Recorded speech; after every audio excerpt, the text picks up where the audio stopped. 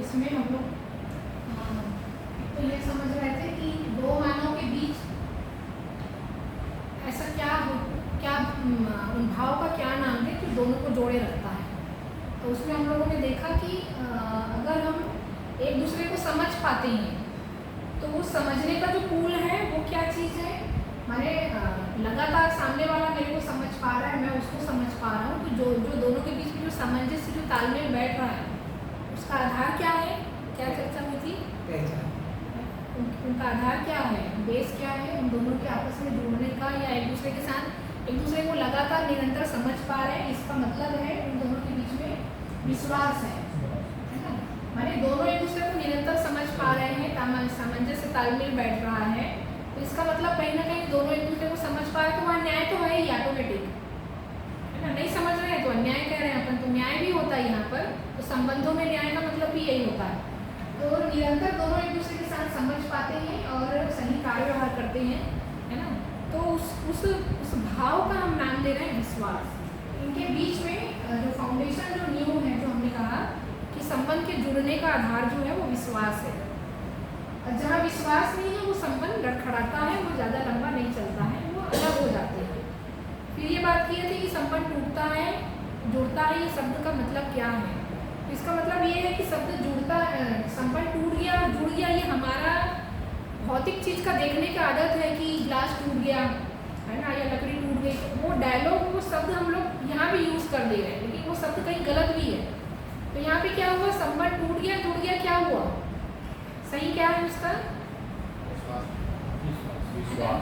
संबंध। यही वास्तविकता यही है कि हम एक दूसरे को नहीं समझ पा रहे हैं, है ना। संबंध टूट गया नहीं, हम एक दूसरे को नहीं समझ पा रहे हैं। संबंध जुड़ गया नहीं, अब हम लोग एक दूसरे को समझ पा रहे हैं, है ना। तो वो भाव है ऐसा। तो संबंध टूटता नहीं है, जुड़ता नहीं है, हम समझते नहीं है उसको। हमने कहा टूट गया, समझते हैं तो कहते हैं कि हाँ हमारा रिश्ता जुड़ गया। तो दो मानव के बीच में आपस में जुड़ने का आधार, साथ साथ रहने का आधार, साथ साथ चलने का आधार, या मित्रता का आधार, या जो भी आधार है वो है विश्वास। और जहाँ पर विश्वास नहीं है, जहाँ पर ये मूल्य नहीं है ना, वहाँ पर ये आपस में जो दरार है, टकराव है, उसका कारण है कि हम एक दूसरे को नहीं समझते। और नहीं समझते तो विश्वास नाम का पुल नहीं बन पाया है। हम लगातार एक दूसरे को नहीं समझ पा रहे हैं, हमको एक दूसरे पर विश्वास नहीं है, तो मतलब हम एक दूसरे के प्रति आश्वस्त नहीं है, हम एक दूसरे से सहमत नहीं है, हम एक दूसरे के मत विचार से सहमत नहीं है, तो स्वीकृति नहीं है, आश्वस्ति नहीं है। तो फिर हमने ये देखा कि संबंध में जुड़ने का जो तरीका रहेगा वो क्या तरीका रहेगा। तो देख रहे हैं कि पहला तो ये रहेगा कि स्वयं को समझ रहा हूँ, दूसरों को समझ रहा हूँ। पहला बेस तो यही है। हम दोनों रिश्तों का जुड़ने का आधार यही है कि हम सामने वाले को समझ रहे हैं और सामने वाला हमको समझ रहा है। तो मैं स्वयं को समझूं, मैं सामने वाले को समझूं। सामने वाले के साथ भी ऐसा ही है, वो खुद को समझे, मेरे को समझे। जब हम एक दूसरे को एक दूसरे को समझेंगे तो वहाँ संबंध की पहचान होगी, है ना। तो संबंधों की पहचान होगी तो मूल्यों का निर्वाह होगा। मूल्यों का निर्वाह का मतलब जो मैंने आपसे कहा था उदाहरण दे करके, कि अगर हम पहचानते हैं, सामने वाले को स्वीकारते हैं, है ना, तो हम उसको जगह दे देते हैं बैठने के लिए, अपना वस्तु या सामान दे देते हैं, क्योंकि हम उसके साथ संबंध पहचान रहे हैं, है ना। लेकिन हम जब संबंध नहीं पहचानते हैं तो हम जगह नहीं है बोल देते हैं, या वो वस्तु वो सामान मांग रहा है वो नहीं है बोल देते हैं, क्योंकि हमने संबंध को नहीं पहचाना। तो हमने ये देखा कि दोनों के बीच में जो आदान प्रदान है ना, भावों का आदान प्रदान, वो तभी होता है जब हम दोनों एक दूसरे को समझते हैं या हम एक दूसरे को पहचानते हैं, जानते हैं। तो मूल्यों का निर्वाह होगा और वहाँ मूल्यांकन पूर्वक उभय तृप्ति। तो उभय तृप्ति का मतलब मुझे खुशी हो रही है कि ये मेरे को समझता है सामने वाला, है ना, और मैं जिस भाव से, जिस प्रेम से मैं इसके साथ व्यवहार किया वो उसको भी समझ पा रहा है। मैंने उनकी सेवा की, मान लो उसकी तबीयत खराब है, या मैंने उनके लिए कुछ किया, तो वो समझ पा रहा है और वो कृतज्ञता जाहिर कर रहा है कि तुमने मेरे लिए इतना कुछ किया। तो लगता है कि हाँ मैंने इनके लिए कुछ किया, ये पहचान पाया और ये धन्यवाद ज्ञापन कर रहा है या ये तारीफ कर रहा है। तो मेरे को पहचान पाया, मैंने मेरे मूल्यों को पहचान पाया। तो मूल्यों का मूल्य निर्वाह हुआ और मूल्यांकन भी हुआ और उससे हम दोनों तृप्त हुए। तो कहने का मतलब ये होता है कि सामने वाला मेरे को समझता है, मैं उसको समझता हूँ, और हम दोनों जो हैं वो एक दूसरे को समझते हैं। तो इस बात की खुशी अपने ही भीतर आती है कि वो मेरे को समझता है, अच्छा हाँ वो मेरे को समझता है, इसकी खुशी रहती है। और हम परेशान कब होते हैं, जब हमको लगता है मैंने इतना कुछ किया तब भी ये खुश नहीं है ना, और ये उसके बदले में जो है वो नाराज़गी जाहिर कर रहा है, या शिकायत अभी भी ख़त्म नहीं हुई, मैंने इतना किया फिर भी इसकी शिकायत ख़त्म नहीं हुई, तो वो मूल्यों का निर्वाह नहीं हुआ वहाँ पर, तो उभय तृप्ति नहीं आती, वहाँ पे दुख आता है। उभय तृप्ति का मतलब दोनों खुश, दुख का मतलब कि उभय तृप्ति नहीं है का मतलब अभी मैं खुश नहीं हूँ, कि मेरी तो कोई वैल्यू नहीं है, आप मेरे को नहीं समझते। ये शब्द हम लोग इस्तेमाल करते हैं दैनिक जीवन में। तो जहाँ पर ये है दोनों एक दूसरे को समझें, दोनों एक दूसरे को समझें और एक दूसरे के साथ में खुश रहें, तो इसका मतलब कहीं ना कहीं मूल्यों का निर्वाह हो रहा है। इसके लिए हम लोग 9 मूल्य की चर्चा करेंगे। तो उसमें हमने ये भी देख लिया कि संबंध और संबोधन में फर्क है। केवल भाई बोल देने से वो भाई नहीं बन जाता है, भाई का कर्तव्य दायित्व जो है क्या वो निर्वाह कर रहा है, अगर हाँ कर रहा है तो वहाँ पर संबोधन है। तो भाई बोल देने से भाई नहीं हो जाता, कि मतलब हमारे बीच में वो मूल्य है कि नहीं, विश्वास सम्मान स्नेह है कि नहीं। अगर विश्वास सम्मान स्नेह है दोनों के बीच में तो भाई भाई या भाई बहन संबंध हुआ।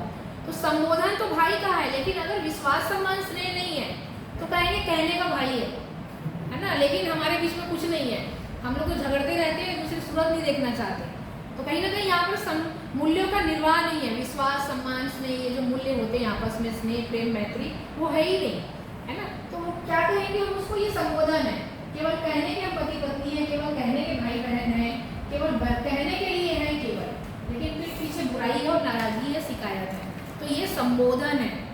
संबोधन यानी वहाँ पे कोई भाव नहीं है, कोई मूल्य नहीं है, कोई रिश्ता ही नहीं है, कहने के लिए हम एक ब्लड रिलेशन है ऐसा। संबोधन के साथ में संबोधन तभी सफल है जब संबंध है उनके बीच में। तो संबंध यानी मूल्य, तो संबोधन तभी सफल है जब हमारे बीच में भाई बहन का प्रेम है, पति पत्नी का प्रेम है, माता पिता संतान संबंध का प्रेम है।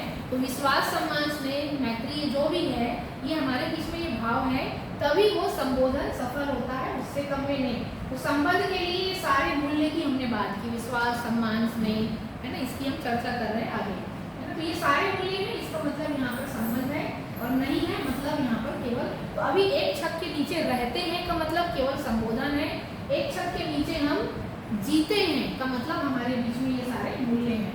तो पूर्णता सही के अर्थ में बनना, पूर्णता के अर्थ में अनुबंध बराबर संबंध। तो ये हमने देखा कि क्या हमारे बीच में ये सारे मूल्य का निर्वाह हो रहा है, नहीं हो रहा है। हमने जिसको भाई रूप में पहचाना, मित्र रूप में पहचाना, क्या वो उसकी निरंतरता बनी हुई है ना, नहीं बनी हुई है, तो वो केवल संबोधन है, वहाँ पर संबंध नहीं है, है ना। तो विश्वास को हम देखते हैं, तो हमने ये कहा कि एक बिल्डिंग को बनाने के लिए उसका नींव मजबूत होना चाहिए। नींव अगर मजबूत है तो बिल्डिंग की लाइफ लंबी रहेगी। उसी तरह से अगर हमारे बीच में विश्वास मजबूत है, संबंध मजबूत है, मूल्य मजबूत है, अगर वो निरंतर बह रहा है तो ये रिश्ता लंबा चलेगा, है ना। ये संबोधन जिस भी नाम से है ये रिश्ता वो लंबा चलेगा, रिलेशनशिप जिसको हम कह रहे हैं, है ना।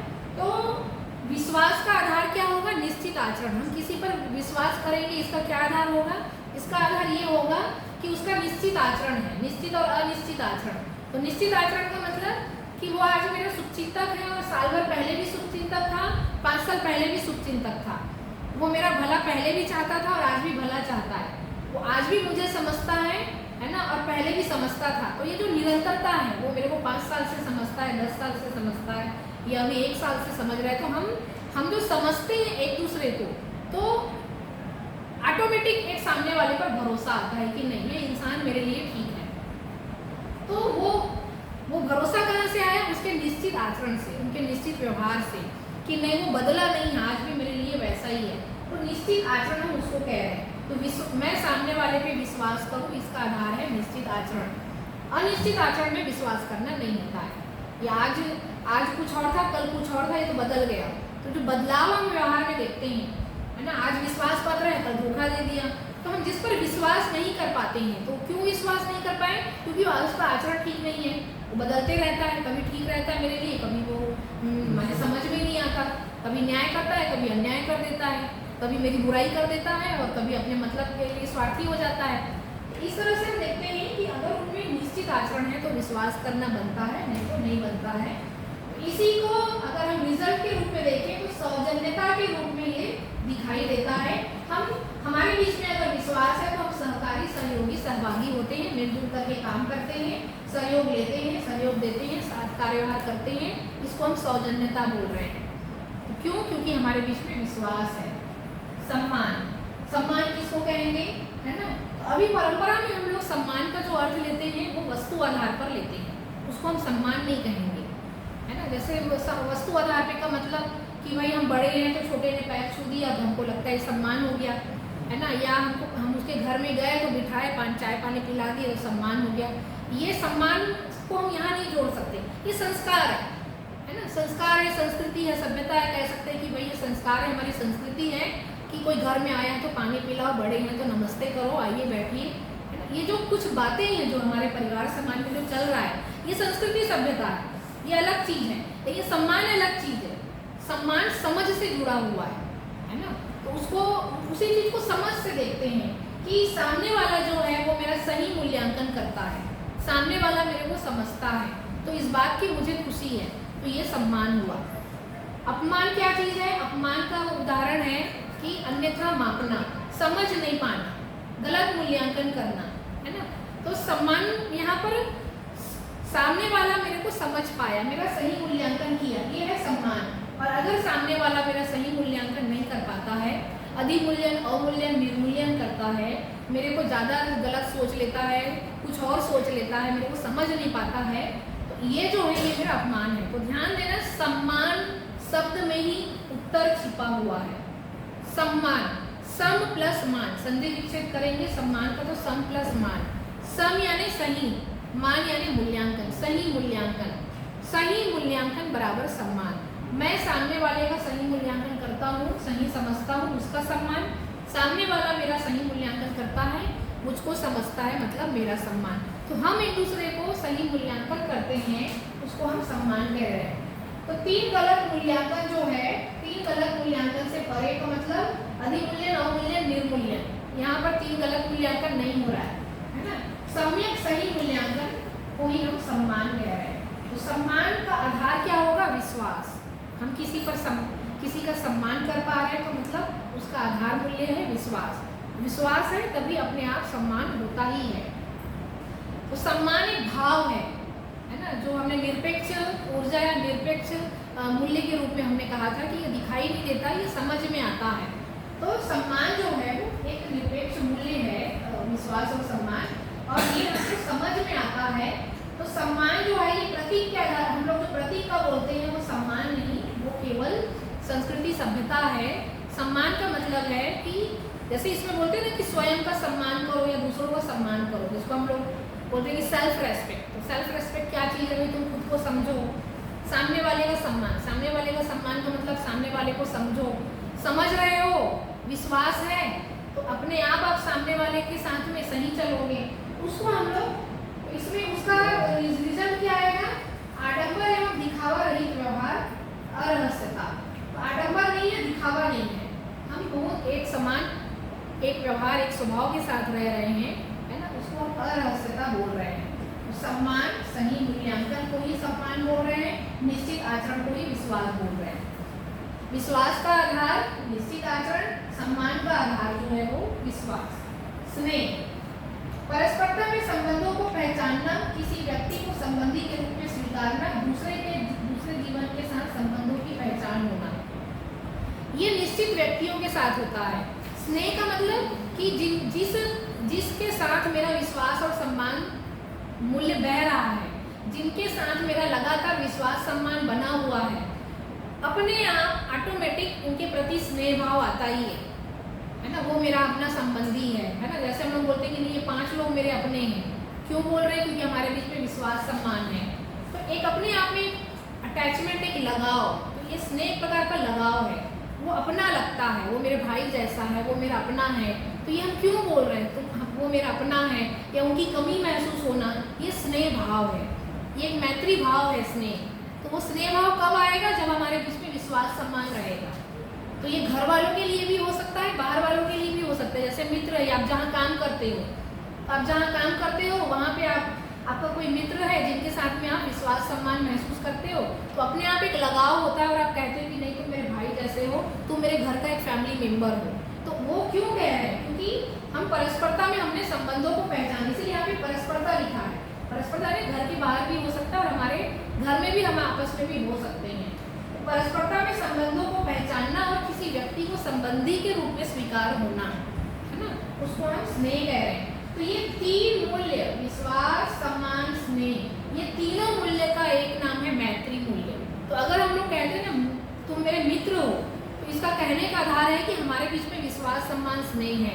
हम लोग ना एक दूसरे को समझते हैं, तुम मेरे को समझते हो, वो कहेगा हाँ तुम भी मेरे को समझते हो, तो हमारे इसीलिए हम दोनों परम मित्र हो गए। तो ये एक नाम है। तो मित्रता का नाम कहाँ से आया? विश्वास, सम्मान, स्नेह की देन है मित्रता शब्द, है ना। तो इसको एक मैत्री मूल्य भी कहेंगे। ये आधार मूल्य है, ये बेस है, यही है फाउंडेशन वैल्यू, यही आधार मूल्य। ये तीनों है तो रिश्ता टिकेगा, ये तीनों नहीं है तो रिश्ता नहीं चलने वाला। तो बिल्डिंग की नींव मजबूत रहे, उसी तरह से परिवार या संबंध की नींव मजबूत रहे, उसके लिए तीन मूल्य का होना जरूरी है। पति पत्नी संबंध, भाई बहन संबंध, मित्र मित्र संबंध, कोई भी संबंध है उसमें ये तीनों मूल्य का होना जरूरी है। ये तीनों मूल्य है बराबर, वहाँ मैत्री है, वहाँ पर वो संबंध संबोधन सफल हो गया, वहाँ पर अब संबंध है। तीन आधार मूल्य हुआ। आगे है कार्यक्रम मूल्य। मैंने इसमें लिखा था आधार मूल्य, ये बेस न्यू फाउंडेशन है। इसके बाद मैंने लिखा है कार्यक्रम मूल्य। ये कार्यक्रम के रूप में, परिवार के रूप में हम इसको देखेंगे कि मानव रूप में हमने आपसे कहा था कि मानव रूप में हम शरीर और जीवन, शरीर और मैं, ये दोनों को मिला करके हम मानव कहलाते हैं। तो शरीर से जुड़ा हुआ मूल्य है, उसका नाम है ममता। शरीर के स्तर पर आवश्यकता की पूर्ति, समझदारी के प्रकाश में अक्षम शरीर के स्वास्थ्य एवं पालन पोषण संरक्षण के प्रति जिम्मेदारी का भाव ममता है। इस भाव की निरंतरता के साथ रहना। अक्षम शरीर का देखभाल का मतलब यहाँ पर क्या होता है? जैसे मान लो कि घर में छोटा बच्चा है तो माँ जो है 9 महीने गर्भ में रखती है, बच्चे को बड़ा करती है, तो वो शरीर अक्षम है, वो कुछ नहीं कर सकता। तो माँ उसको खिलाती पिलाती नहलाती धुलाती है और उसको बड़ा करती है। तो ये क्या हुआ? ममता हुआ। बच्चे के शरीर, बच्चा जो खुद कुछ नहीं कर सकता, माँ उनका सब कुछ करती है। अक्षम शरीर की देखभाल करना ममता मूल्य है ना। तो इसीलिए इसको ममता माँ के रूप में कहा गया है।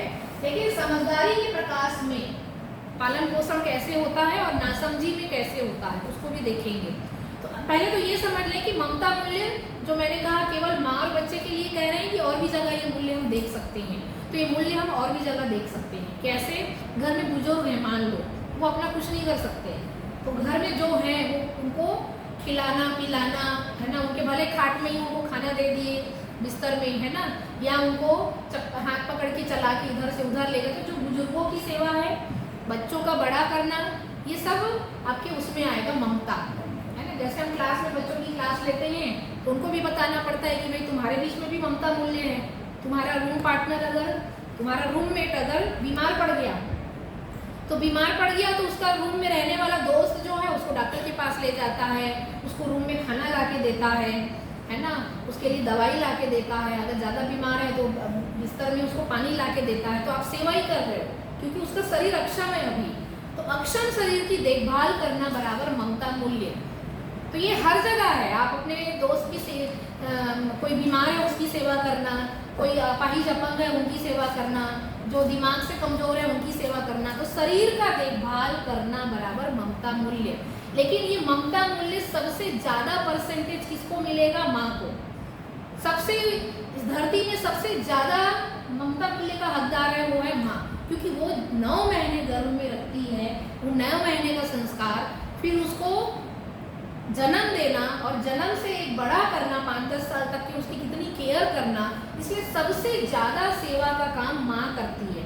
इसलिए ममता माँ के रूप में कहा गया है। लेकिन अगर कोई पुरुष है वो अगर अपने बच्चे की उतनी देखभाल कर रहा है ना, या घर के बुजुर्ग का हम उतना ही देखभाल कर रहे हैं, तो वो भी ममता ही है। तो ये मूल्य पुरुष में भी है। वो भी अगर अपने बच्चे का केयर कर रहा है, या उनकी पत्नी बीमार है उनका केयर कर रहा है, या अपने माँ बाप की सेवा कर रहा है, वहाँ पर भी है ना। सभी जगह ममता मूल्य है जहाँ जहाँ सेवा हो रहा है। लेकिन फिर भी इसको सबसे ज़्यादा करीब करीब कहेंगे, वो एक माँ के रूप में ही कहेंगे, क्योंकि वो सबसे ज़्यादा करती है। ये भाव, ये मूल्य कभी कभी बह पाता है जब उदारता हो, तो स्व प्रसन्नता पूर्वक अपने परिवार की पूर्ति के बाद कब वो अधिक अर्पण समर्पण तन मन धन दूसरों के प्रति जागृति के विकास में नियोजित करने उदारता। तो ये सेवा उदारता के भाव से ही होता है, उससे कम में नहीं होता है ना। वो अपना टाइम देना पड़ता है जिसकी हम सेवा करते हैं, है ना। उनके पीछे वस्तु लगाना पड़ता है, पैसा लगाना पड़ता है, समय लगाना पड़ता है, तब जा करके सेवा होती है। तो अब यहाँ पे दो प्रश्न उठते हैं, है ना। किसको हम ममता नहीं कहेंगे, किसको हम ममता मूल्य नहीं कहेंगे, है ना। तो ममता मूल्य एक भाव है, ध्यान दीजिएगा, भाव है। मान लो घर में बुजुर्ग हैं और हम लोग पीछे से कुरकुर करके गाली दे के सेवा कर रहे हैं, ये लोग बुढ़े लोग कब मरेंगे, है ना। महीने का 10,000 ये खा जाता है, इसका दवाई 10,000 का, इसका 20,000 का, ये बुढ़े कब मरेंगे, है ना। अब 3 टाइम केवल ऐसे खाना दे रहे हो, है ना, जबरदस्ती का मजबूरी है तो आप अस्पताल ले जा रहे हो और भगवान से प्रार्थना कर रहे हैं ये लोग कब चले जाए, है ना। या वृद्धाश्रम में डाल देना, या मेरे पास मत रहे उसका जुगाड़ करना, या अकेले छोड़ देना। तो ये ममता मूल्य नहीं है, जबरदस्ती कर रहे हो आप, मन मार के कर रहे हो। अब पड़ोसी समाज वाले हमको गाली मत दे इसलिए कर रहे हो चुपचाप, कि भाई लोग मत बोले ये लोग माँ बाप की सेवा नहीं कर रहे हैं, संपत्ति सारी रख ली और अपने माँ बाप की सेवा नहीं कर रहे हैं, तो दिखावा के लिए कर रहे हैं। ये ममता मूल्य नहीं है, ये ममता मूल्य नहीं है। यहाँ ममता मूल्य नहीं है। यहाँ पर ध्यान देना, यहाँ पोषण संरक्षण नहीं हो रहा है, यहाँ शोषण हो रहा है। किसका शोषण? भाव का। जो माँ और बाप आपके साथ जो खुश रह सकते थे, जो प्यार उनको मिलता वो नहीं मिल रहा है, वो बेचारे वो दिन गिन रहे हैं।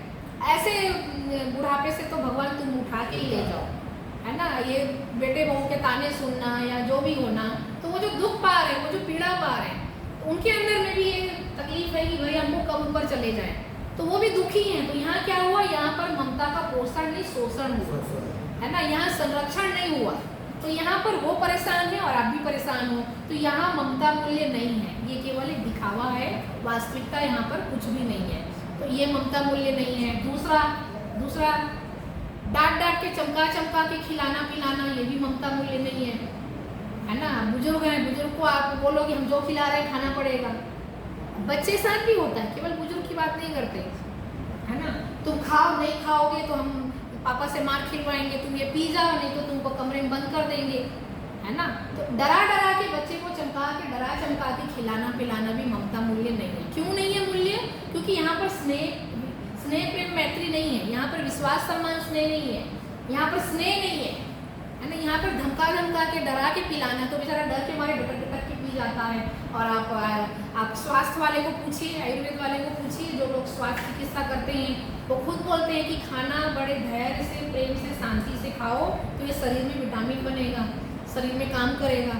आप घबरा के जल्दी ऐसे तैसे मत खाओ, है ना, वो शरीर के लिए जहर है, वो पोषण नहीं है।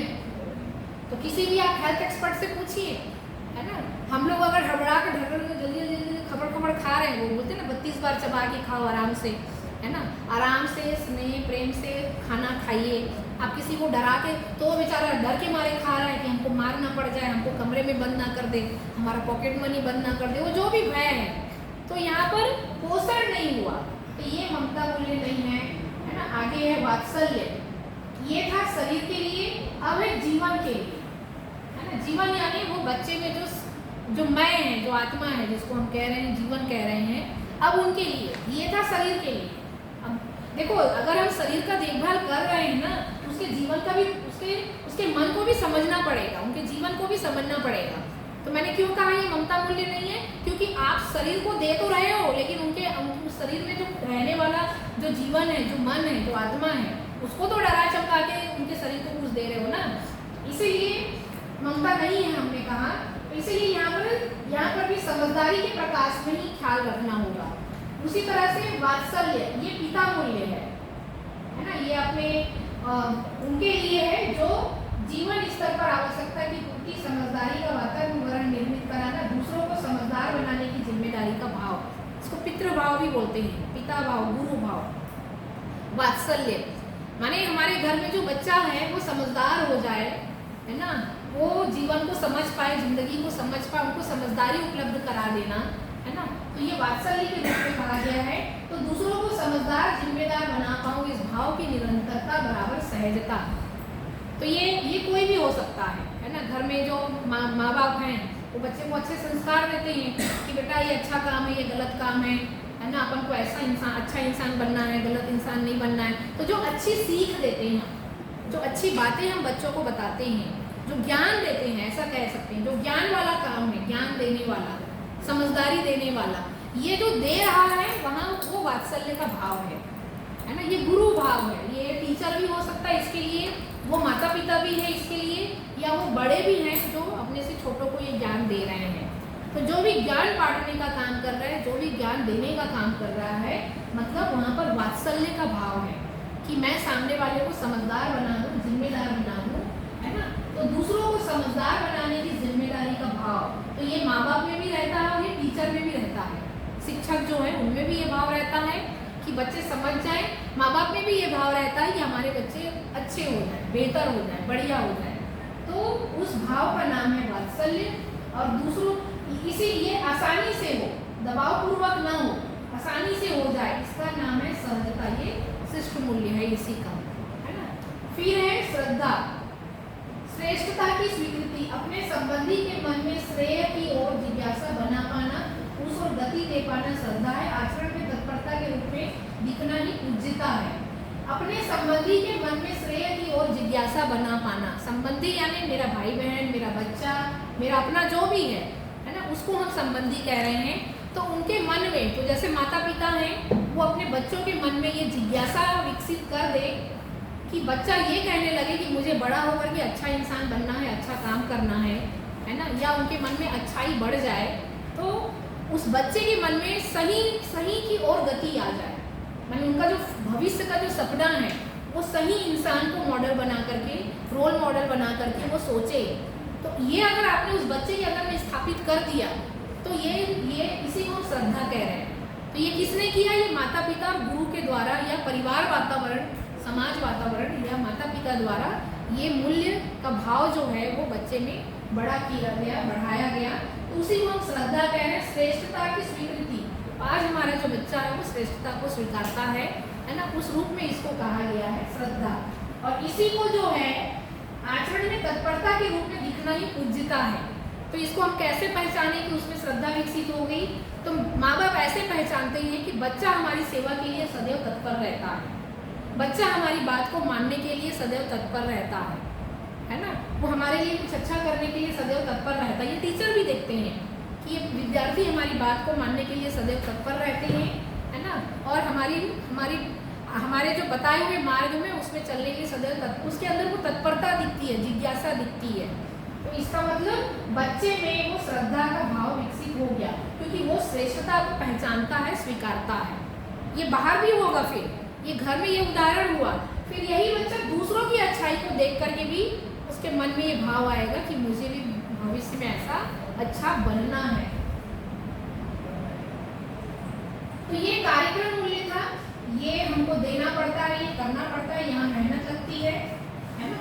और फिर उसके बाद रिजल्ट। अगर हमारे ये 6 मूल्य, जो पहले 3 और अभी 3 जो हम बात किए, जिनमें ये 6 मूल्य विकसित हो गया है, बढ़ गया है, बोलते ना कि हमने बीज लगाया, खाद पानी डाला, पौधा बड़ा हो गया, है ना। तो खाद पानी डाला, पौधा बड़ा किया, वो पीछे का 3 मूल्य था, ममता, वात्सल्य, श्रद्धा। अब पेड़ बड़ा हो गया, फल देगा। तो फल कैसा दिया? मीठा फल, अच्छा फल दिया या खराब फल दिया? तो हम लोग अच्छे फल की और खराब फल की चर्चा करेंगे। पहला फल है कृतज्ञता। अगर हमारी परवरिश अच्छी हुई है, अगर हमारे अंदर में, खुद के अंदर में अगर मूल्य अच्छे हैं, तो हमारे अंदर में पहला भाव आएगा कृतज्ञता का।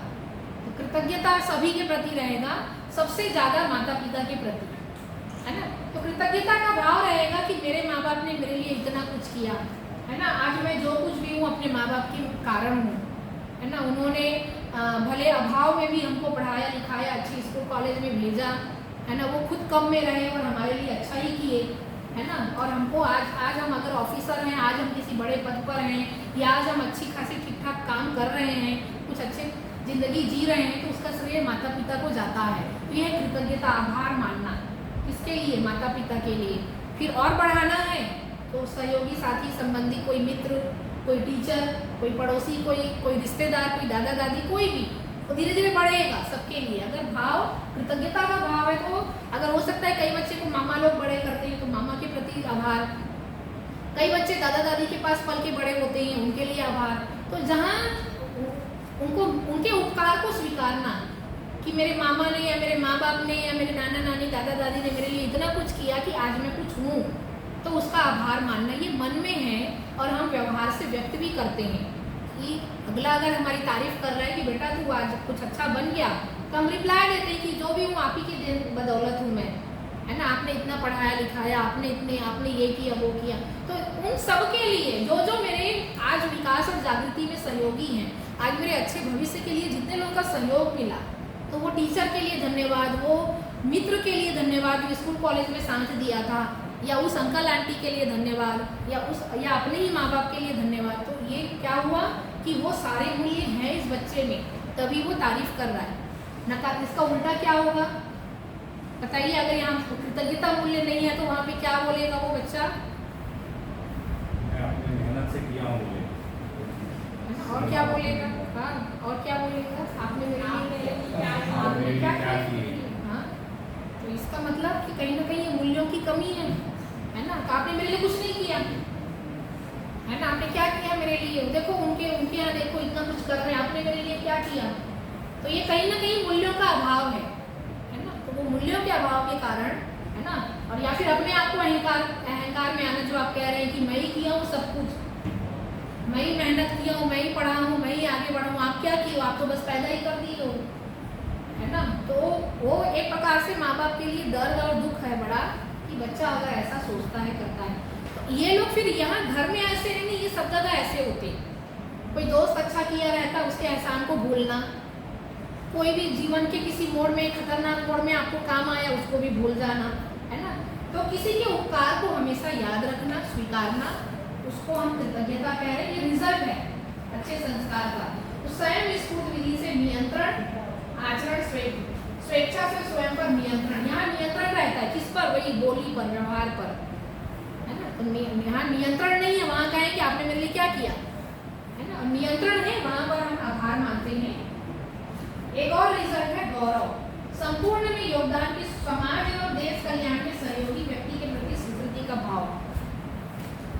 अब यहाँ पर दूसरों ने कुछ अच्छा किया, देश के भलाई के लिए, समाज की भलाई के लिए, या किसी एक इंसान की भलाई के लिए किसी ने अच्छा किया, तो उसके लिए हमको खुशी होती है कि देखो ये आदमी कितना अच्छा है, इसने देश के लिए कितना अच्छा किया, इसने समाज के लिए कितना अच्छा किया, इसने इस परिवार के लिए कितना मुसीबत में खड़ा हो गया, यही पूरा किया, हम तो कुछ कर ही नहीं पाए लेकिन ये बहुत कुछ किया, है ना? जैसे बच्चों से हम बात करते हैं तो हम बोलते हैं कि क्लास में ही कि भाई गौरवता का भाव कि भाई ये देखो ये कितना अच्छा कर रहा है, मैं भी इसके जैसा कर पाता। तो गौरवान्वित होने का मतलब दूसरों की अच्छाई को देखकर खुश होना। दूसरा अच्छा कर रहा है इसमें मैं खुश होता हूँ, और दूसरों की अच्छाई को देखकर खुश होना, इसको गौरव कह रहे हैं। तो मैं गौरवान्वित हो रहा हूँ, मैं खुश हो रहा हूँ कि ये कितना अच्छा इंसान है, ये कितना अच्छा काम कर रहा है ना? ये समाज सेवा, देश सेवा, या परिवार सेवा, या व्यक्ति सेवा, कुछ भी हो सकता है, आप जिस भी रूप में आप जिसको अच्छा मानते हो। तो दूसरों की अच्छाई को, दूसरों की श्रेष्ठता को स्वीकारना, और मन में अच्छा भाव, और सामने वो दिख जाए तो तारीफ कर देना कि भाई तुम कितने अच्छे हो, तुम्हारे जैसा काम तो हम नहीं कर पा रहे। तो ये क्या हुआ? गौरव महसूस कर रहे हैं, गौरवान्वित होना। तो दूसरों की तारीफ करना एक गौरव है, गौरव भाव है। तो हम कब तारीफ कर पाते हैं? जब हमारे अंदर ये सारे मूल्य होते हैं। इसका भी उल्टा क्या है? इसका उल्टा क्या है? निगेटिव। इसका निगेटिव है जेलसी, दूसरों की तारीफ नहीं कर पाना, ऐसा लगना अरे कोई बड़ा काम थोड़ी कर रहे हैं तो हम भी कर लेते, हमारे रिश्तेदार भी कर लेते, मेरा भाई कर लेता, मैं कर लेता, है ना? तो ये कुछ ज़्यादा ही दिखा रहे हैं, बता रहे हैं। तो दूसरों के प्रति जेलसी का भावना, है ना? उनको उनकी अच्छाई को नहीं देख पाना और चिढ़ना कुड़ना। तो कब? जब हमारे अंदर भी ये मूल्य नहीं है, तब ये भाव आता है। तो निर्विरोध पूर्वक स्वीकारना, इसी को हम गौरव कह रहे हैं। जहाँ निर्विरोध नहीं है वहाँ पर क्या? ईर्ष्या द्वेष जलन है। मैं तो सामने वाले को स्वीकार रहा हूँ, इसका मतलब वहाँ गौरव भाव है। नहीं स्वीकार पा रहा हूँ तो वो हमारी प्रस्तुति सरल एवं सहज रहती है। और अगर सरल एवं सहज नहीं है तो ईर्ष्या द्वेष जलन है, हम उसको अवॉइड करते हैं, हम उसको नजरअंदाज करते हैं। तो ये है फल परिणाम, कृतज्ञता, गौरव, फिर है पूर्ण मूल्य, संपूर्ण के प्रति समान भाव, ऊपर के 8 मूल्यों का पूर्ण होना। जागृत व्यक्ति की अभिव्यक्ति का नाम प्रेम है। धरती के समस्त मानव प्रकृति से प्रेम का भाव, इसका नाम है। दूसरा अनन्य नहीं लगना, अनन्यता शिष्ट मूल्य भाव। तो प्रेम का मतलब यहाँ पर जो है वो जिनमें ये सारे मूल्य हैं, है ना, वो सारे मूल्य का फल परिणाम ये है कि सभी मानव हमको अपने लगते हैं, कि धरती के सारे मानव हम एक है ना, और सब लोग मिलजुल करके रह रहे हैं। और एक अनन्यता का भाव, प्रेम का भाव, सबके प्रति अच्छा भाव, अपना पराया के दीवार से मुक्त, है ना। बहुत ज़्यादा दीवार नहीं रहना कि ये मेरा अपना है तो ज़्यादा अच्छा व्यवहार करूँ, ये मेरा अपना नहीं है बाहर का है तो अच्छा व्यवहार नहीं करूँ, ऐसा नहीं, कोई दीवार नहीं रहता, सबके प्रति समान भाव, अच्छा भाव। तो जितने भी लोग ऐसे होते हैं, यही लोग जो है वो गुरु बनते हैं, है ना। जो हम लोग कई बार देखते हैं कि कुछ ऐसे गुरु हैं जिनके कई हजारों भक्त हैं या वो कर रहे हैं, तो उनके प्रति सबके प्रति एक समान प्रेम भाव रहता है। इसी को और अगर बढ़ाएंगे तो इसी को हम ईश्वर के रूप में भी स्वीकारते हैं, है ना। तो ये हमारा जो लक्ष्य है वो यहीं आना है। एक प्रश्न और उठता है, जैसे क्लास में हम 9 मूल्य पे चर्चा करते हैं तो बच्चों के मन में प्रश्न आता है, तो ये जो हम लोग जो प्रेम बोल रहे हैं वो क्या है, उसको भी अगर हम समझें तो मानव जो है वो शरीर और आत्मा या शरीर और जीवन से मिलकर के बना है। अगर आप किसी के शरीर के प्रति आकर्षित हो रहे हैं, है ना, शरीर से अट्रैक्ट हो आप, शरीर आकर्षण है आप में, है ना, और आप उसको प्रेम नाम दे रहे हो, तो हम कहेंगे ये प्रेम नहीं है, ये आकर्षण है, और ये क्षणिक रहता है, ये टूट जाता है ना। आप उसके साथ, इसीलिए तो कई लोग तलाक हो जाते हैं, अलग हो जाते हैं, या कई रिश्ते टूट जाते हैं। 4 साल का रिश्ता रहा, टूट गया, वो क्या रहा, क्योंकि आप शरीर को देख के तो जुड़ गए कि अरे भाई कितना सुंदर दिख रहा है या दिख रही है, अब जुड़ तो गए, लेकिन बाद में अलग क्यों होगा, क्योंकि आपके विचार नहीं मिले। तो ध्यान देना, प्रेम की अगर हम बात कर रहे हैं ना तो वो विचार स्तर पर है। अगर आप में ये सभी मूल्य हैं और आप दोनों में ये सभी मूल्य है तो वहाँ प्रेम है। तो प्रेम कहाँ पर है, जहाँ पर दोनों में ये सारे मूल्य हैं और दोनों में उभय तृप्ति है, दोनों एक दूसरे को समझ पा रहे हैं, तो वहाँ पर प्रेम मूल्य है। प्रेम मूल्य सीमा, शरीर सीमा से परे है, यहाँ पर भाव के रूप में है। तो जो एक अनन्यता जो हम कह रहे हैं, दूसरा अनन्य नहीं लगता, लगभग अभी हम देखें ना तो ये माँ में हमको ये ज्यादा दिखाई देता है। बच्चा कितना भी बुरा हो लेकिन वो उसको बुरा कभी नहीं मानती है, वो उसकी नज़र में सभी लोग बहुत अच्छे ही रहते हैं। तो प्रेम जो है ये पूर्ण मूल्य है, ये सभी में होता है। अगर हम पति पत्नी संबंध में भी कहें तो ये उनमें भी हो सकता है। अगर ये सारे मूल्य हैं, पीछे के सारे मूल्य है ना, ये जो सारे मूल्य हैं, अगर ये हम जो देख रहे हैं, अगर ये सारे मूल्य हैं, है ना, ये फाउंडेशन मूल्य, प्रोग्राम मूल्य, रिजल्ट मूल्य, सारे मूल्य, उसका एक नाम है प्रेम। इसी से घर एक अच्छा बनता है, इसी से संबंध बनते हैं, इसी से जो है रिश्ते मजबूत होते हैं, इसी से घर अच्छे से चलता है। यहाँ पर प्रेम है का मतलब यहाँ पर ये सारे मूल्य हैं, पति पत्नी में ये सारे मूल्य हैं, भाई बहन में ये सारे मूल्य हैं, सभी में ये सारे मूल्य हैं, तो यहाँ प्रेम है ना। पति पत्नी शब्द इसलिए थोड़ा सा अलग हो गया क्योंकि वहाँ संतानोत्पत्ति वाला पक्ष आ गया, तो वहाँ समाज स्वीकृति के आधार पर 2 महिला पुरुष का विवाह होना और संतान जन्म का लेना, तो वहाँ पर शारीरिक आकर्षण और एक शारीरिक जो नियम है वहाँ पर अलग हो गए पति पत्नी संबंध में, लेकिन बाकी सारे मूल्य रूप में सब एक हैं। जो मूल्य पति पत्नी में होता है वही मूल्य माँ और बच्चे में भी होता है, और वही मूल्य भाई बहन में भी होता है ना। जो ख्याल पति पत्नी एक दूसरे का रखते हैं वही ख्याल माँ अपने बच्चे का भी रखती है, वही भाई बहन भी रखते हैं। तो मूल्य रूप में हम सभी एक हैं, है ना। तो प्रेम भाई बहन में भी हो सकता है, माँ बाप और बच्चे में भी हो सकता है, पति पत्नी में भी हो सकता है। पति पत्नी संबंध केवल शारीरिक रूप से अलग है, वहाँ पर उनको शरीर पर अधिकार हो जाता है। सामाजिक स्वीकृति के आधार पर जो विवाह होता है उसमें समाज परंपरा में मानव परंपरा को बनाए रखने के लिए एक विवाह परंपरा, और वो वहाँ पर थोड़ा अलग है, लेकिन उनमें भी जो मूल्य है, पति का ख्याल रखना, पत्नी का ख्याल रखना, उसमें भी विश्वास, सम्मान, स्नेह, ममता, वात्सल्य, कृतज्ञता, गौरव वहाँ पर भी है। ये मूल्य सब में समान है ना। तो प्रेम उसको हम नहीं कहेंगे जहाँ केवल शारीरिक आकर्षण है और वहाँ पर वो मूल्य नहीं है और ये टूट गया है ना। तो ये जो कॉलेज में जो बच्चों के बीच में जो बहुत ब्रेकअप होता है, हम या जितने भी विवाह होते हैं टूट जाते हैं, उनके पीछे कारण यही रहता है कि उनमें ये मूल्य है ही नहीं, तो कहाँ से टिकेगा। तो संबंध अलग होने का आधार, भाई भाई अलग हो गए, पति पत्नी अलग हो गए, कोई भी दो दोस्त अलग हो गए, इसका कारण है ये मूल्य का नहीं होना। ये मूल्य है तो ये अलग नहीं होंगे, ये एक दूसरे से मूल्य रूप में। तो इंसान भावों के साथ जुड़ता है और भाव की कमी में, अभाव में अलग हो जाता है। तो भाव विश्वासी है, सम्मानीय है, स्नेह है, प्रेम, मैत्री, यही सब मूल्य से एक दूसरे से जुड़ते हैं और यही मूल्य से जो है एक सफल परिवार की हम कल्पना कर सकते हैं, इससे कम में नहीं। तो फाउंडेशन का मतलब ये है तो रिश्ता टिकेगा, शुरुआत होगी रिश्तों की, ये सब भी होना जरूरी है और ये रिजल्ट भी आना जरूरी है। इसीलिए विश्वास, सम्मान, स्नेह, तो दो इंसान, अजनबी इंसान जो एक दूसरे को नहीं जानते हैं, उनका जुड़ने का आधार ये तीन है, विश्वास, सम्मान, स्नेह। उसके बाद फिर जब हम संबंधी के रूप में स्वीकारते हैं तो ये घटनाएं होती हैं। ठीक है, क्लियर हो रहा है ना। इसी को आगे हम और देखते हैं, है ना। ये मैंने कुछ लिखा था, उसको समझने के लिए फिर से रिपीट देखते हैं, है ना। तो इसमें देखना सम प्लस मान, सही, सम यानी सही, मान यानी मूल्यांकन, सही समझ, है ना। सही समझ को ही हम सम्मान कह रहे हैं। कृतज्ञता, कृतज्ञता अभी मैंने केवल माँ बाप के लिए कहा, धन्यवाद बहुत जगह पर होता है। कृतज्ञता, आभार प्रकृति के लिए, है ना, माता पिता, परिवार, समाज, प्रकृति, दोस्त, सबके लिए, है ना। तो माता पिता के लिए धन्यवाद, उन्होंने पढ़ाया लिखाया बड़ा किया, ये सबके लिए धन्यवाद। अगर ऐसा नहीं करते तो हमको स्वस्थ शरीर मिला, हमको अच्छी स्कूल कॉलेज में भेजे, पढ़ाए लिखे, उनका धन्यवाद, है ना। हमारे घर में जो राशन पानी आ रहा है, जो भी सब्जियां भाजी आ रहा है, उसके लिए धन्यवाद।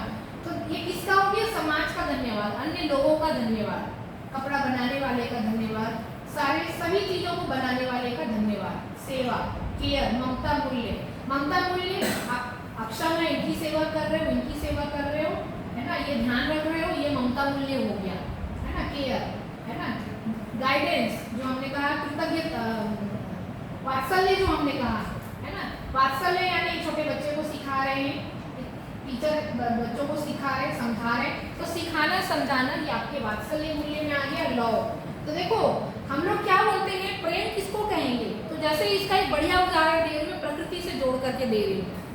तो जो चीज़ हम लोग इंसान के लिए महसूस करते हैं ना, वही चीज़ हम प्रकृति के लिए महसूस करते हैं। अब आप ही लोग से पूछती हूँ मैं कि मान लो आप अभी एक सुंदर जगह में चले गए आप परिवार के साथ, शायद वो ये जो भी सीन है ना, लद्दाख है या श्रीनगर है या दुनिया के किसी भी कोने में चले जाओ, जिसको देखते ही आपको लगे अरे वाह क्या सीन है, तो वहां हम लोग क्या बोलते हैं? हम लोग जो बोलते हैं ना, वही हम लोग इंसान के लिए भी बोलते हैं। जगह को देख के हम क्या बोले, वो कितना सुंदर है, कितनी अच्छी जगह है, ऐसा लग रहा है यहीं रह जाए, सुकून महसूस हो रहा है ना, यहीं बस जाएं, है ना। यहाँ के लोग कितने खुशकिस्मत हैं कि इतनी सुंदर प्राकृतिक जगह में रहते हैं। तो जो हम प्रकृति को देख करके जो हम भाव व्यक्त करते हैं, वाह कितना सुंदर जगह है ना, लग रहा है हम यहीं रह जाएं, यहीं बस जाएं और यहीं बने रहें, यहीं रहें। यही भाव हम अपनों के लिए भी बोलते हैं कि वाह तुम कितने सुंदर दिख रहे हो, है ना, या तुम्हारा विचार कितना अच्छा है, तुम्हारा स्वभाव कितना अच्छा है, लग रहा है कि ऐसा लग रहा है कि हम साथ में ही रहें, है ना। तो साथ रहने का निर्णय आता है।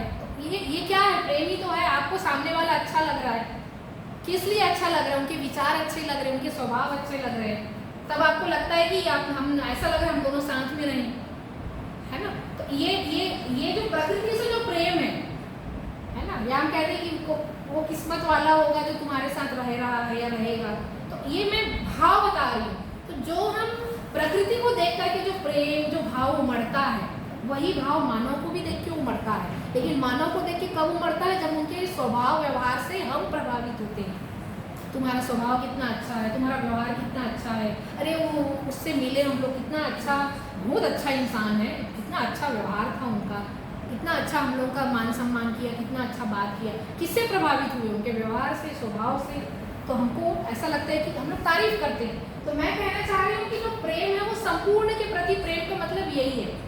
हम लोग जानवर को भी देख के भी खुश हो जाते हैं, है ना। तो जैसे जितने भी कुत्ते पालने वाले हैं उनसे पूछो कितना प्रेम महसूस करते हैं पालतू कुत्ते के साथ में, बिल्ली के साथ में, गाय के साथ में जो गौशाला में है ना। तो उनके भी प्रति भी प्रेम आता है, उनको देख के ही मन खुश हो जाता है, वो भी बेचारा खुश हो जाता है, दौड़ के आपको पकड़ता है, जो भी पालतू जानवर है आपका, है ना। तो यहाँ पर भी प्रेम है। तो जिनके साथ में हमको देखा जाए तो ये पेड़ पौधे, फूल के गार्डन में चलो, जो भी कितना सुंदर फूल है, तो फूल को देख के खुश हो रहे हैं, हम लोग झरने को देख के खुश हो रहे हैं, हम लोग बर्फ को देख के खुश हो रहे हैं, हम लोग जंगल को देख के खुश हो रहे हैं। तो ये क्या है? ये प्रेम है, अनन्यता। तो यही प्रेम मानव के साथ भी होता है। तो सामने वाले के साथ भी ये होता है कि अरे तुमसे मिलकर खुशी हुई, है ना, यार जिनके साथ रह रहे हैं। लेकिन मानव के बीच में क्या है? अगर मान लो ये बंध गया रिश्ते में, मान लो ये लोग लव मैरिज कर रहे हैं और यही लोग विवाह कर लिए, तो ये साल भर 6 महीने बाद में तुम कौन मैं कौन झगड़ा शुरू। यहाँ क्या हो गया? यहाँ से ये आकर्षण था, क्योंकि आपके जो मैं है, जो सेल्फ है, उसमें प्रेम नहीं था, उसमें केवल एक आकर्षण था और वो शरीर आकर्षण था, तो वो टूट गया। लेकिन जहाँ विचार का आकर्षण रहता है, जहाँ विचार मिलते हैं, ये कभी बोर नहीं होता विचार, ये कभी पुराना बासी नहीं हो जाता है ना। इस तरह से जानवर के प्रति प्रेम, ठीक है, हो गया। ये फॉर्मूला है, वह सोचो जो आप अपने जीवन में चाहते हो, वह मत सोचो जो आप अपने जीवन में नहीं चाहते। ऐसा इसलिए कह रहे हैं क्योंकि हम लोग निगेटिव ज़्यादा सोचते हैं, हम लोग वो ज़्यादा सोचते हैं, है ना, जो हम लोग अपने जीवन में नहीं चाहते वो हम ज़्यादा सोचते हैं, इसलिए मैंने कहा। ठीक है, ये 9 मूल्य पे कोई डाउट, कोई क्वेश्चन? ये था परिवार मूल्य। ये मूल्य हम सबके बीच में होना जरूरी है। जहाँ पर ये मूल्य नहीं है वहाँ पर समस्या है ना। अब इसी का हम लोग जो निगेटिव देखना चाह रहे थे, तो इसमें से कुछ मूल्य का निगेटिव बताना रह गया था, उसको भी देख लें। इसमें ध्यान देना, ये वाला जो मूल्य है,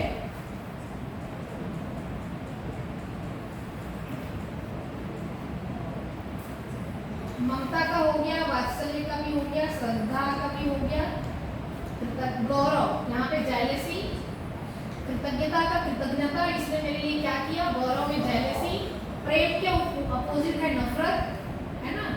और जहाँ पर वात्सल्य नहीं है वहाँ पर क्या होगा? वहाँ पर अपने बच्चे को चोरी करना सिखाना, झूठ बोलना सिखाना, गलत सिखाना, चोरी करना सिखाना, झूठ बोलना सिखाना, ये वात्सल्य नहीं है। डरा चमका के खिलाना पिलाना ममता नहीं है, तो झूठ बोलना सिखाना, चोरी करना सिखाना, गलत सिखाना, ये वात्सल्य नहीं है।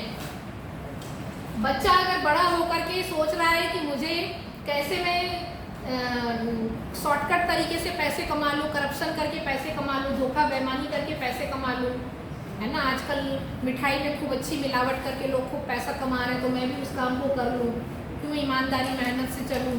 तो ये सब होना, ये वो गलत चीज़ की स्वीकृति होना, ये श्रद्धा नहीं है। गलत सिखाना वात्सल्य नहीं है। गलत तरीके से डांट चमका के खिलाना ममता नहीं है। तो जितना भी नकारात्मक है, अपोजिट है, इसका मतलब वहाँ पर वो मूल्य नहीं है। आज हम लोगों ने 9 मूल्य पे चर्चा की। परिवार मूल्य है ये, है ना, और ये मूल्य अगर हमारे बीच में है तो इसका मतलब कि हमारे बीच में एक सुखद परिवार की जो हम कल्पना करते हैं वो इसी के आधार पर होता है। इसमें कोई डाउट, कोई क्वेश्चन पूछिए।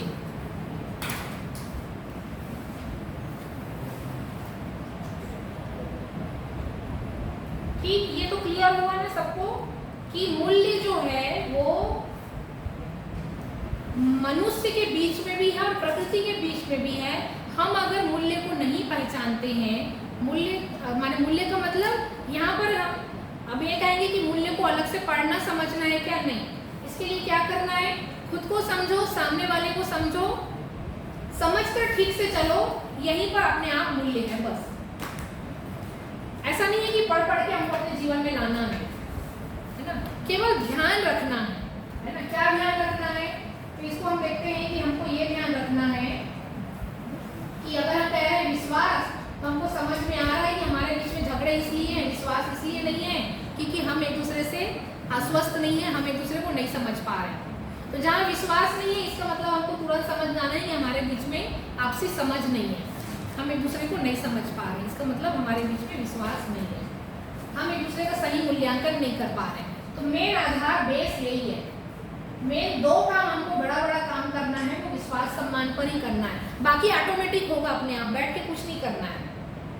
केवल दो ही काम हमको करना है, स्वयं को समझना है, दूसरों को समझना है और सबको समझना है बस। तो ये 9 मूल्य अपने आप बनेगा, बनाना नहीं है बैठ करके, पढ़ना नहीं है, समझना नहीं है, कुछ नहीं करना है, बस इतना करना है हम जिनके साथ रह रहे हैं उनको समझो अपने आप। तो इसलिए मैंने जितनी भी बातें की थी पूरी क्लास में, इसलिए मैंने इसको लास्ट में लिया। तो जितना भी समझने वाला काम है वो अगर हम समझ गए तो ये 9 मूल्य अपने आप शुरू हो जाएगा, इसको अलग से बटन दबा के चालू नहीं करना है। खुद को समझो, सामने वाले को समझो, सामने वाला मेरे को समझे, मैं उसको समझूं। नहीं समझ पा रहे हैं, बैठ के बात करें। उसके लिए चर्चा की है कि अपन दोनों में नहीं बन रही है तो बैठ के बात करो। गुस्सा क्रोध पे हमने जो बात की थी, अपेक्षा पे जो हमने बात की थी, वो यही था कि भाई नाराज मत हो, परेशान मत हो, सामने वाले को समझो, है ना, वो क्या चाह रहा है उसको समझो,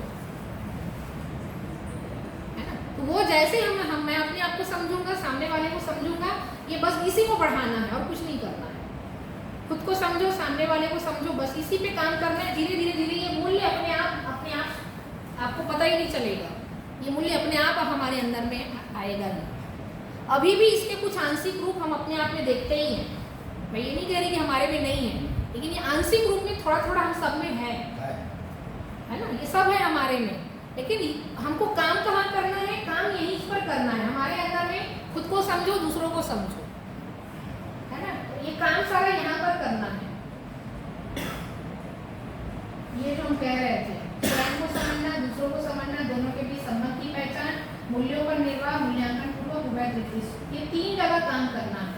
स्वयं को समझना, दूसरों को समझना और दोनों के बीच संबंधों की पहचान। हमको सबसे बड़ा ख्याल ये रखना है कि सामने वाला हमारे लिए बहुत कुछ कर रहा है, क्या हम उसको समझ पा रहे हैं? मैं इसके साथ अच्छा व्यवहार नहीं कर रहा हूँ, लेकिन ये मेरे साथ अच्छा व्यवहार कर रहा है ना। अपने सतर्क होना, अपने अंदर ध्यान देना। तो हमको क्या करना है? खुद पे ध्यान देना है, होश पूर्वक जीना। एक है बेहोशी में जीना और एक है होश पूर्वक जीना। तो बेहोशी में जीना क्या है ना, हम गलती ऊपर गलती किए जा रहे हो, हमको पता ही नहीं चल रहा हम गलत है।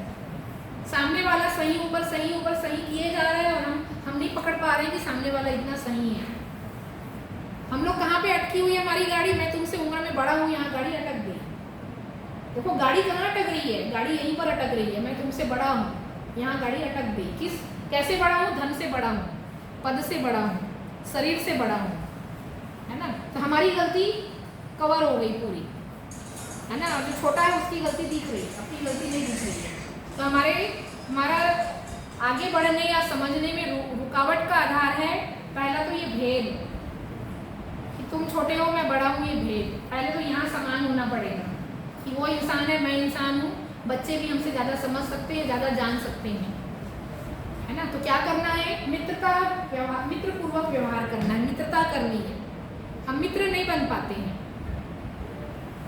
तो वो एक रुकावट को हटाना है। स्त्री पुरुष का रुकावट को हटाना है, लिंग भेद हटाना है। एक तो उम्र भेद हो गया, एक लिंग भेद हो गया, है ना। एक तो वो वाला मान्यता को हटाना है। तो हमारे आगे बढ़ने में, हमारे दिमाग के जागृत होने में, हमारे ज्ञान के बढ़ने में जो बाधाएं हैं वो क्या क्या है? शरीर आधार पे लोगों को देखना, लिंग के आधार पर देखना, जाति के आधार पर देखना, रंग रूप के आधार पर देखना, है ना। वो भय जो 4 भय की हमने बात की थी, हम ये भय में जकड़े हुए हैं, ये सब हमारी रुकावट है। किसमें? हमारे अच्छे होने में, समझदार बनने में रुकावट है। ये सब वहाँ हमारी गाड़ी अटक जाती है। इसलिए हम सामने वाले, इसीलिए स्वयं को समझना, दूसरों को समझना नहीं हो पाता है। हम क्या कह रहे हैं? स्वयं को समझना, दूसरों को समझना, यही बड़ा काम है, मुख्य काम है। स्वयं को जानना सबसे बड़ा काम है, स्वयं को जानना। चलो दूसरों को समझना भी छोड़ देते हैं थोड़ी देर के लिए। तो सबसे बड़ा और पहला काम हमको करना है स्वयं को जानना। तो हमको क्या लगता है हम स्वयं को जानते हैं, है ना। स्वयं को जानना ये नहीं होता है कि मैं 50 साल का हूँ और मैं इस परिवार से हूँ, इस घर से हूँ और मैं इतना पढ़ाई किया हूँ, यहाँ नौकरी करता हूँ, ये मेरी पहचान नहीं है ना। मेरी पहचान क्या है, मैं क्या हूँ, है ना, मैं कैसे हूँ और मैं क्या सोचता हूँ, मैं क्या विचार करता हूँ, है ना। मेरे सोचने पे नियंत्रण है कि नहीं, मैं सही सोच रहा हूँ कि नहीं, मैं गलत सोच को पकड़ पाता हूँ कि नहीं, मैं गलत सोचता हूँ उसको ठीक कर पाता हूँ कि नहीं। तो हमारे अंदर में जो आशा विचार इच्छा है उस रूप में मैं जानने की बात कर रही हूँ। बाहर रूप में एड्रेस नहीं पूछ रही, ये बाहर का एड्रेस है। शरीर का पता है ये कि तुम इस घर में जन्म लिए हो, तुम्हारा ये नाम है और यहाँ ये काम कर रहे हो, इतना कमा रहे हो, ये बाहर का पता है, शरीर का पता है। मेरा पता, मैं कौन हूँ, है ना, मैं एक जीवन हूँ, मैं सुखपूर्वक जीना चाहता हूँ, सामने वाला भी सुखपूर्वक जीना चाहता है ना। मैं सही समझ से सुखी होता हूँ। मेरे शरीर की ज़रूरत जो है वो रोटी कपड़ा मकान है, मेरी ज़रूरत सही समझ है। पैसा जो कमा रहा हूँ वो शरीर के लिए कमा रहा हूँ, मेरे लिए जो कमाई है वो समझ है। इस रूप में अपने आप को अलग अलग कार देख पाना, इसको मैं स्वयं को समझना बोल रही हूँ। स्वयं को जानने का मतलब ही यही है। मैं किससे सुखी होऊंगा इसका पता मुझे है कि हाँ, मैं धन दौलत से सुखी नहीं होने वाला, पर ये मेरे शरीर के लिए ज़रूरी है। और मैं किससे सुखी होऊंगा, खुद को समझकर, दूसरों को समझकर। इसीलिए इस तरह की जो क्लासेस है वो इसीलिए लगाई जाती है कि हमको खुद को कैसे समझें। तो इसमें पूरा ये विधि दिया हुआ है, ये जिस पर हम चर्चा कर रहे हैं, जिस पर हम बात कर रहे हैं ना, इसमें ये सारा विधि दिया हुआ है कि कैसे हम खुद को समझें, है ना। इसी के लिए हम लोग 7 दिन का शिविर वगैरह लगाते हैं, है ना। सुबह से लेके शाम तक क्लास लगती है, 7 दिन का शिविर रहता है, सारा दिन बैठते हैं, है ना। काफ़ी सारा प्रश्न उत्तर होते हैं, काफ़ी सारी चीज़ें होती हैं, तब जा कर के ये चीज़ें समझ में आती है। ये तो हम लोगों ने एक ऐसी चर्चा की है जिसके माध्यम से हम समझ पाए कि ये जीवन क्या चीज़ है और इसमें हमको क्या क्या समझना है।